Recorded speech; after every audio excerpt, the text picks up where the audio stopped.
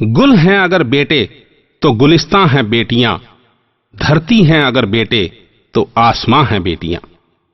लेकिन जो लोग बेटों को भगवान और बेटियों को शमशान मानते हैं, बेटों को पकवान और बेटियों को खुरचन खिलाते हैं, बेटा होने पर छत पर चढ़कर थाली पीटते हैं और बेटी के होने पर मन ही मन छाती पीटते हैं, उन्हें बता दूं कि गाय घास खाकर भी दूध देती है और सांप दूध पीकर भी सिर्फ जहर उगलता है। यानी जो बेटा जिस कोख से पैदा होकर बाद में अगर उसी कोख को जलील करे तो वो दूध पीकर जहर उगलने वाले सांप से भी बदतर है। और घास खाकर दूध देने वाली बेटी के बारे में शब्दों से नहीं, मेरे एक एक आंसू से बनी है मेरी ये कविता, जिसे नाम दिया है मैंने बेटियां। बहुत खुश होते हैं हम सब जब पैदा होता है बेटा, मगर खुद खुदा के खुश होने पर जन्म लेती हैं बेटियां। बहुत चंचल, बहुत नाजुक, बहुत मासूम होती हैं बेटियां। प्यारा सा दिल लिए मां बाप की लाडली होती हैं बेटियां। नजर आए अक्स मां का जिसमें ऐसी होती हैं बेटियां। बहुत अपनी मगर जाने क्यों पराई होती हैं बेटियां।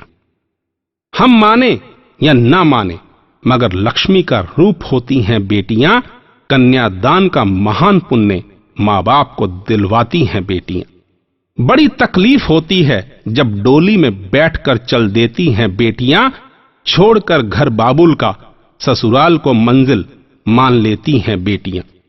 फिर हो जाता है सूना घर आंगन गलियां चौबारा बिन बेटियां, और बहाने को आंखों से आंसू कर देती हैं हमें मजबूर बेटियां।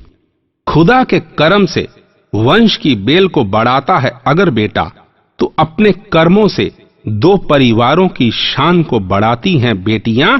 और आज बूढ़े, बीमार, लाचार, बेबस, बेसहारा मां बाप को संभालती हैं बेटियां। और बेटी होने के बावजूद भी बेटे के धर्म को निभाती हैं बेटियां। बहुत नाजुक, बहुत चंचल, बहुत मासूम होती हैं बेटियां। बहुत अपनी मगर जाने क्यों पराई होती हैं बेटियां। पराई होती हैं बेटियां, पराई होती हैं बेटियां। बस इतनी सी थी मेरी ये पेशकश, मेरी भावनाओं के बवंडर में लिपटी और जज्बातों के तूफान में सिमटी हुई। मुझे उम्मीद है आपको पसंद आई होगी। हां, आपके नजरिए का मैं हमेशा की तरह स्वागत करूंगा और इंतजार भी, मगर इस बार अपने मोबाइल पर, जिसका नंबर है 9911222398। धन्यवाद। आपका दिन शुभ हो, मंगलमय हो। अपनी दुआओं में मुझे याद रखिएगा। आपका अपना राजेश हांडा, राज।